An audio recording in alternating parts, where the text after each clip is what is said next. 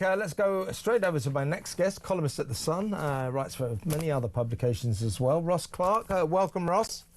Good morning, Kevin. Let's first of all talk about that rank hypocrite, Ed Miliband, who, apart from chalking up many hundreds of thousands of air miles all over the world in the name of saving the planet on planet-destroying passenger jets and a few private jets as well. So he's got hypocrite written all over him when it comes to all of that. But also, him and his net zero department take many domestic flights, especially him.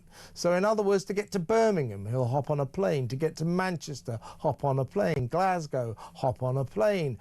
So he has been asked to explain this and say, well, how many domestic flights are you taking? Because it doesn't seem to be very good for the environment.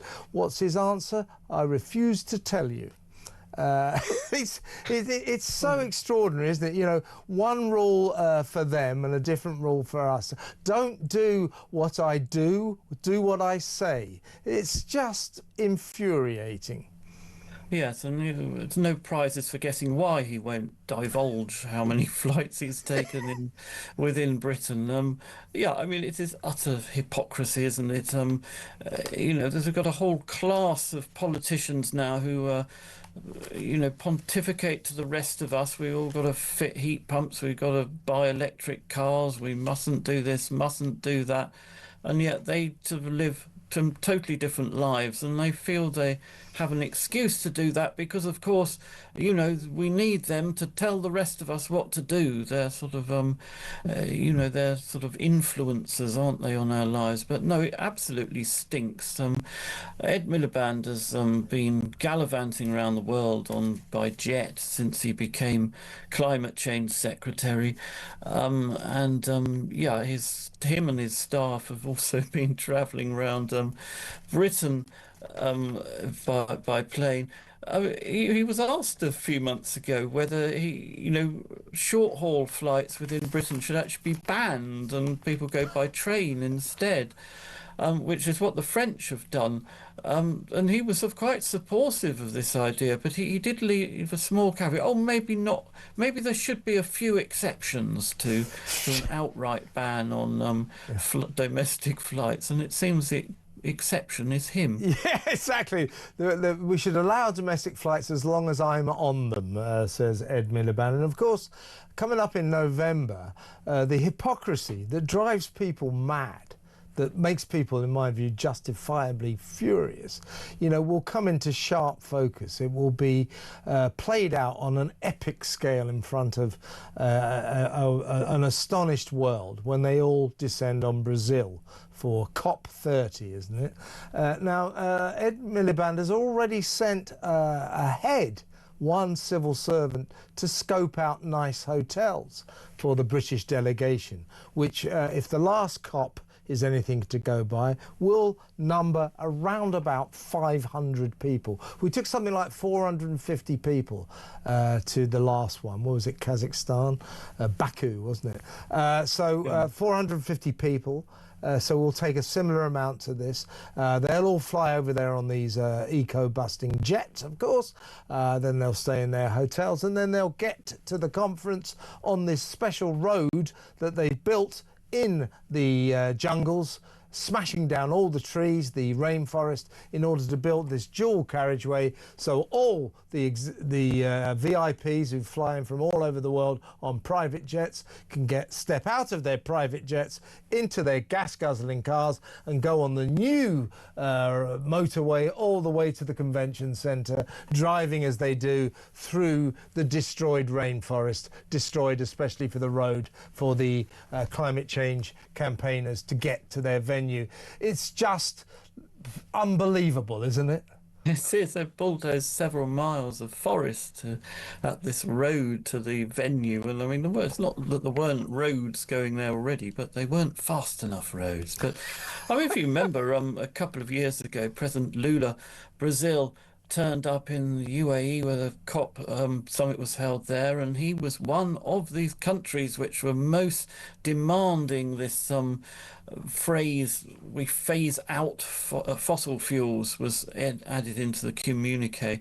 At the same time, he was boasting of how Brazil was going to become the world's fourth largest oil producer.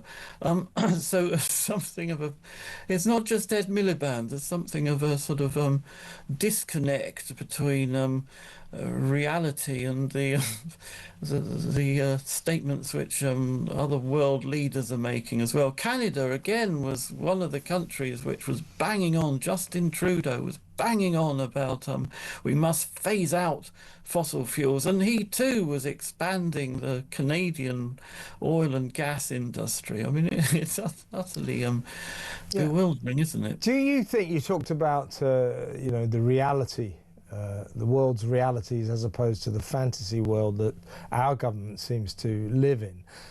You know, Ed Miliband is responsible for, in my view, increasingly incoherent energy policies, increasing madness when it comes to windmills and solar farms, closing down exploration in the North Sea, costing thousands of jobs, hundreds of thousands of jobs potentially. All of these policies are utterly incoherent, make no sense.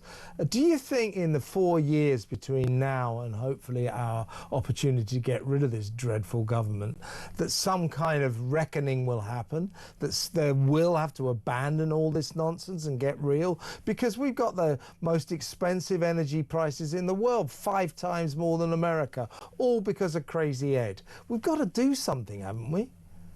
Well, yes, the reckoning already is happening. As you say, we have the highest gas and electricity prices in the world. I wouldn't blame Ed Miliband entirely for that. The part of the last government was just as bad, frankly, on this. And but yeah, the reckoning is already happening, and we are paying through the nose for our energy as a direct result of net zero policies. And you put that to Ed Miliband, he always gives the same answers. Oh, you know, we're too reliant on gas, that's why our energy prices are so high. And then you point out, well, look, what about the America is generates far more of its electricity from gas than we do. They generate about 42%, we're about 34%. So why does America have so much lower electricity prices? Because the reason why we have such high electricity prices is because we built in this intermittent renewables into the system. And when you've got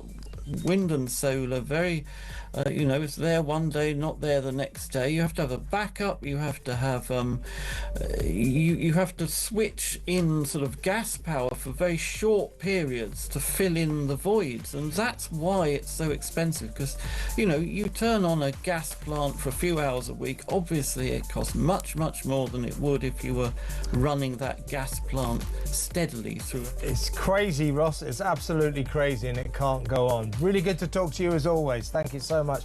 Ross Clark, columnist at The Sun.